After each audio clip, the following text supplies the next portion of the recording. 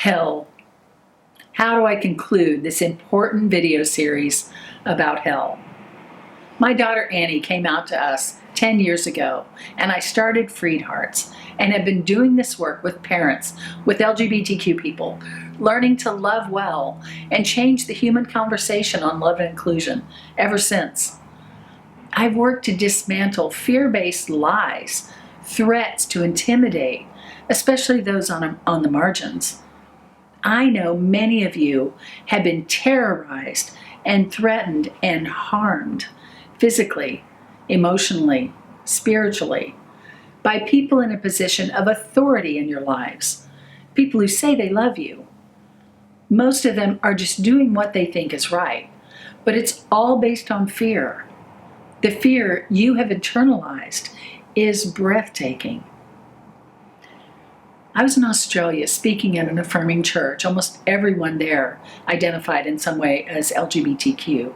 And I was talking about God's love, about our safety in God's love. And one young man asked in a quiet voice, "What about after?" I knew what he was asking. I said, "You mean hell?" And he crouched even lower and nodded his head. What has been done to this young man, this entire community, the least of these, the least powerful, the least resourced, the least seen and heard by society and especially by the church, the ones Jesus said to care for the most, was heartbreaking. I spoke to the whole room. I didn't want him singled out. He needed to know that we're in this together. But he lit a fire in me. You should have heard me. I said, God loves us without condition. You are God's beloved. Your picture is on God's fridge. You're not going to hell. There's no hell to go to. You have every right to your humanity. And it goes for every person in this room. And it goes for you. We've been watching Killing Eve, about a psychopathic killer. I usually don't watch those shows, but it's really good. And this killer is a beautiful, charming woman who will slit your throat because she feels like it. Even to those she really likes, she's dangerous. You may find her lovely and charming and interesting, but you could never be her friend. You could never trust her. How could you? She's not trustworthy. And a God who could throw you into eternal torture is not trustworthy either. Jesus said, climb up in God's lap and find comfort. You can't do that with a God who could throw you into hell. And we wonder why people back away from such a God. The idea of hell may be the single biggest threat to our humanity, to our understanding of God, to our respect for each other, to our love for ourselves. I mean, if God could create a fiery furnace of eternal torture and throw us in there, that's not a God of love. It's a God of terror. We can't possibly love that God. Nor can we believe that that God really loves us. It's not possible. And if God could torture people forever, then our smaller transgressions against each other don't look so bad, do they? Actually, it gives us a lot of leeway. And if God hates me that much, that hell is a possibility, then I'd have a hard time really embracing my own humanity, let alone love myself. I've done this whole series for you because I've seen your fear at the very idea of hell. I've seen it in your eyes. I've heard it in your voice. I've read it in your emails. But it's based on quicksand. Hell is not true. That's what I had to tell you. Don't let anybody tell you it is true. All someone has to do is push that button in you to trigger that conditioned fear response, and it'll all unravel from within. So you'll have to find your way in that. You'll have to find your legs under you.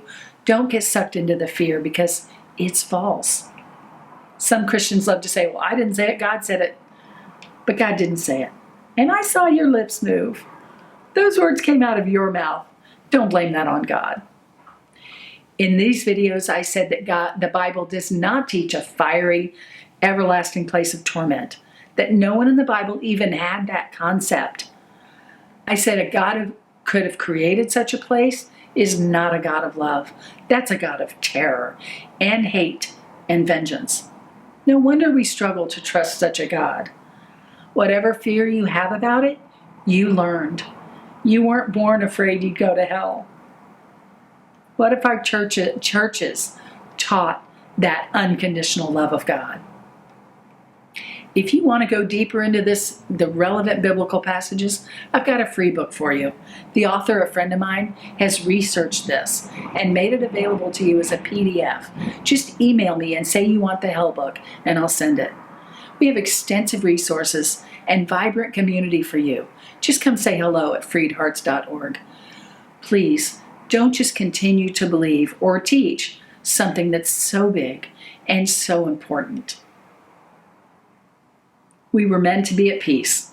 Our bodies were designed to operate predominantly in the parasympathetic nervous system, which is rest and digest.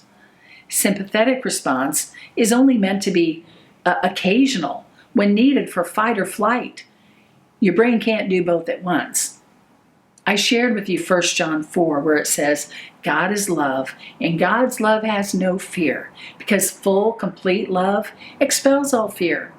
If we're afraid, it's for fear of punishment. And this shows that we haven't fully experienced God's complete and lavish love. That is, we're either present to God's love or we're present to fear. Can't do both at once. When we're present to God's love, our experience of fear leaves. When we're present to our fear, our experience of God's love leaves. Can't do both at once. And we can't experience God's love when we're afraid we might be thrown into hell. Hell? No. We can experience the fullness of God's amazing love for us and how that impacts our love for others and ourselves when we realize that we are indeed beloved for eternity. I wish you peace in your hearts, freedom from fear, and the experience of God's rich and lavish love. Please stay on the journey of embracing love and chasing away fear. You deserve all the love that exists for you, and it all exists for you. Go, love and be loved above all else. You are beloved.